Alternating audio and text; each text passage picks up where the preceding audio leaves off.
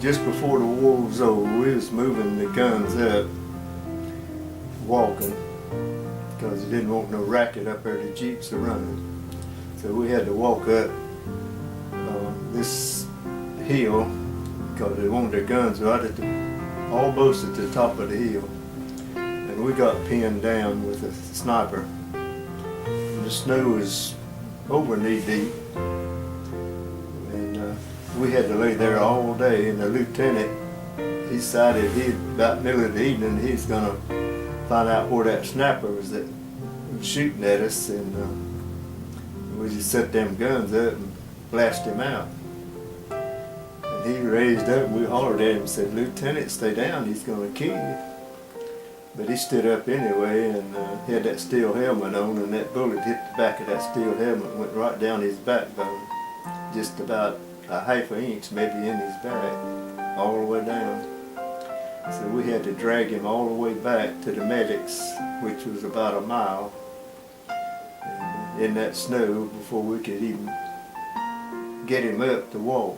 And then he couldn't hardly walk after we got him up. Got him back there, and the medics took him on back. And we never did hear from him anymore. I don't know what happened to him after that.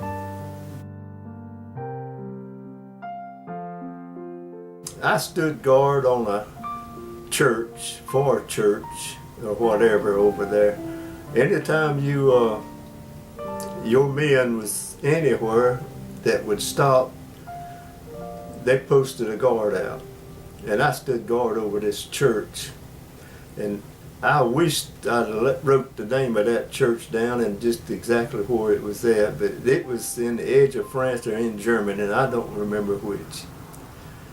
But the houses across, it was kind of in a corner of a cross road that the church stood. And the houses on the left of the church, no, wait a minute, facing the church had been on the right and across the street. The houses were tore down where the bombs had hit them. And one house was just tore all to pieces, and the other was just tore up some. And there wasn't a glass mark on that church anywhere. No glass broke. And I stood guard on that thing for 2 hours. And finally a guy that went to church there came by, and he could speak English, and he went to know if it was safe for him to go in. And I said, yeah, if I give you permission, it's safe for you to go in, but if it's not, you can't go in.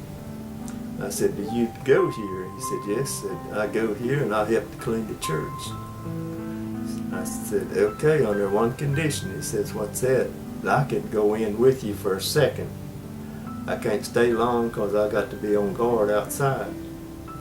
He said, that'll be fine. So we walked into church, and it was pretty. It was real nice. And there wasn't when I went back outside, I just walked down one side in the front. I didn't go around the back. I don't know what was back there. But there wasn't a mark on that church where a shell or bomb or anything had hit it that I could see. And I thought I looked pretty close. So there was a hand above guiding something that didn't hit that church.